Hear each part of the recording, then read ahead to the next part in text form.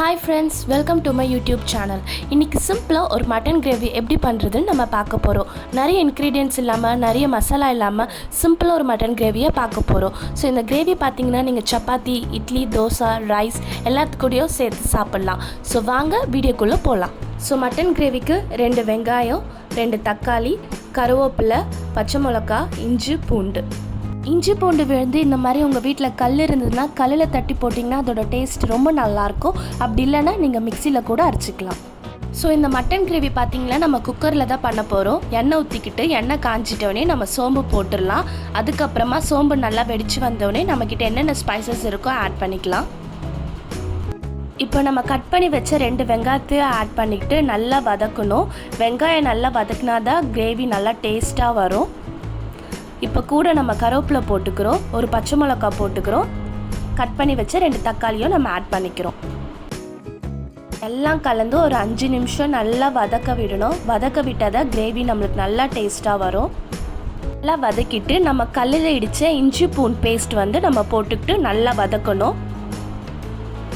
நல்லா வதக்கிட்டு நம்ம மட்டன் 250 கிராம்ஸ் எடுத்துருக்கோம். நல்லா வாஷ் பண்ணிவிட்டு க்ளீன் பண்ணிவிட்டு இப்போ இந்த மட்டன் ஆட் பண்ணிடலாம். இது கூடவே மஞ்சத்தூள் தேவையான அளவு, மிளகாய் பொடி 2 டேபிள் ஸ்பூன் போட்டுக்கோங்க.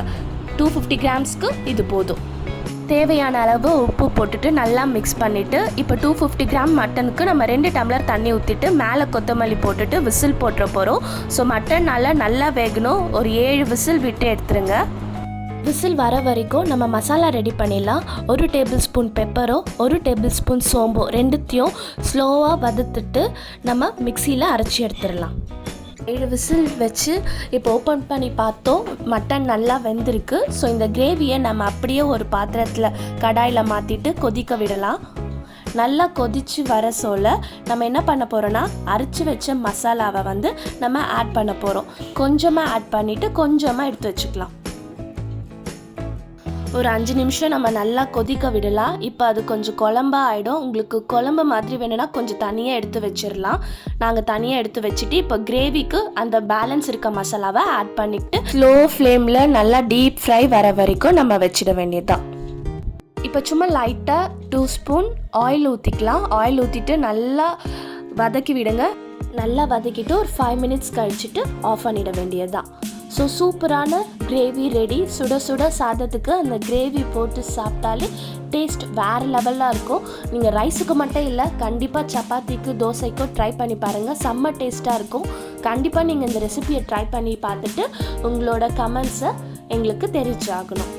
ஸோ வாங்க, ரொம்ப டேஸ்டியாக இருக்க மட்டன் கிரேவி ரைஸ் போட்டு சாப்பிட்டு பார்ப்போம் எப்படி இருக்குன்னு. ஸோ மறக்காமல் இந்த வீடியோ பிடிச்சிருந்துன்னா லைக் பண்ணுங்கள், ஷேர் பண்ணுங்கள், சப்ஸ்கிரைப் பண்ணுங்கள்.